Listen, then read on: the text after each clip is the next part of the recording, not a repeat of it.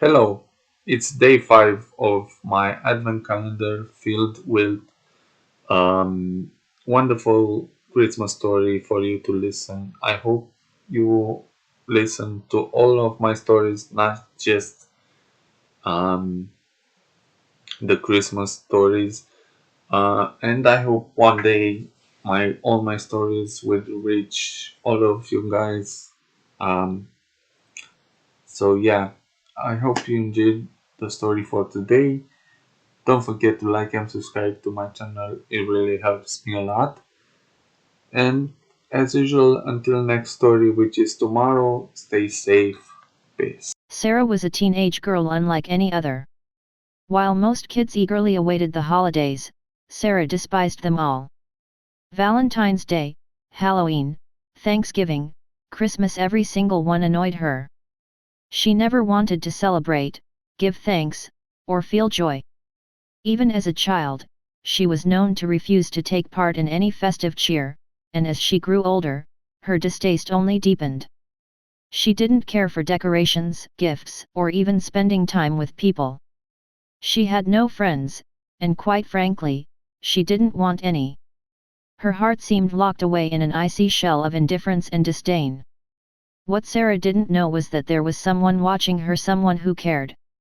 In the magical world beyond human sight, there were elves who could see when a child's heart was in danger. And Sara's heart was becoming engulfed in darkness. One such elf, named Jingle, was deeply concerned. He'd watched as Sara grew more bitter each year, and the spark of joy that every child was supposed to have seemed to flicker out. Jingle couldn't bear it anymore. So, he went straight to the only one who could help, Santa Claus himself. Santa, Jingle said urgently, I'm worried about Sara. She hates all the holidays, and it's not just a phase. Something dark is taking root in her heart. If we don't intervene, she might lose her chance to ever feel joy again. Santa, sitting by his fireplace, stroked his long white beard thoughtfully. You're right, Jingle. This is serious. But it's not something I can handle alone. I think we need to bring in a few others. With a twinkle in his eye, Santa summoned the representatives of the other holidays. Soon, in Santa's cozy living room, appeared Cupid, the spirit of Valentine's Day, with his bow and arrow slung over his shoulder, the boogeyman, the mysterious figure of Halloween, the Thanksgiving spirit, warm and glowing with the essence of gratitude, and Santa himself, the embodiment of Christmas cheer. Each of them was there for one purpose: to help Sara rediscover the magic of the holidays. Santa explained the situation, and each representative agreed that something had to be done. They couldn't allow Sara to lose her heart to the bitterness and cold.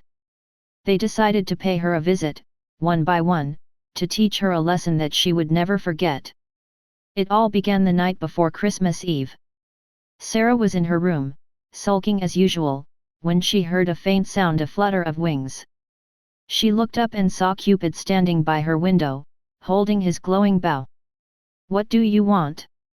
Sara snapped. Cupid smiled kindly. I'm here to show you something, Sara. You've locked yourself away from love.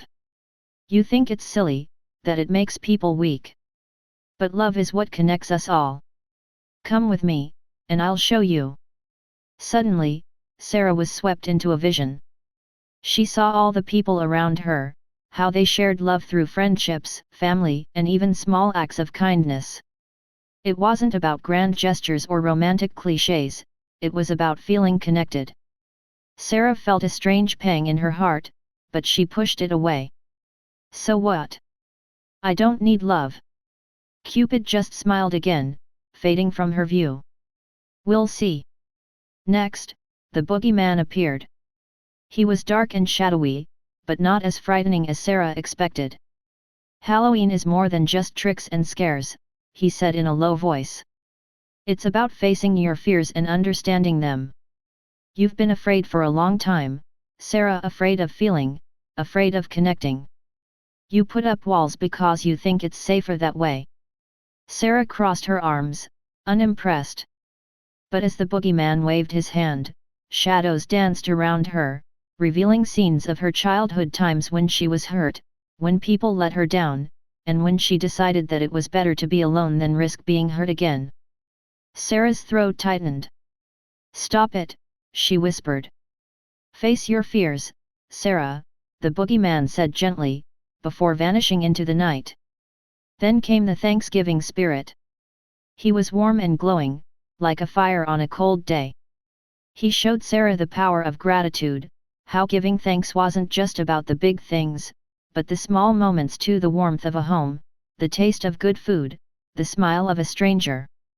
Sara watched scenes of people gathering, sharing meals and stories, and realized that she had been shutting out not only joy but the simple comforts of life. Finally, on Christmas Eve, Santa himself appeared before her. "Why do you hate the holidays so much, Sara?"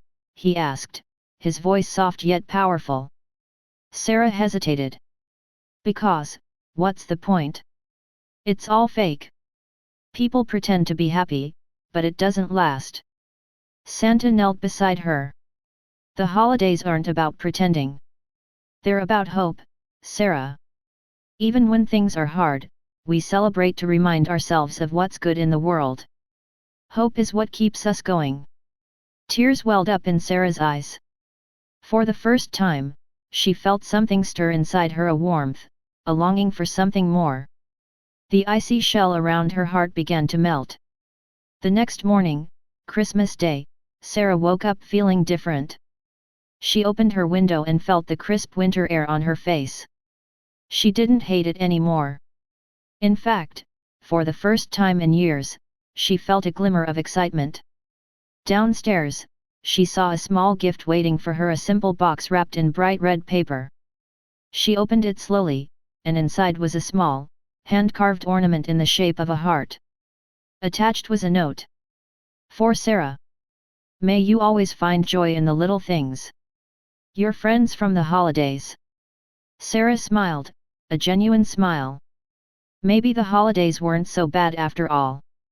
From that day on, she decided to give them a chance. And with each passing year, her heart grew warmer, her laughter louder, and her life, just a little brighter.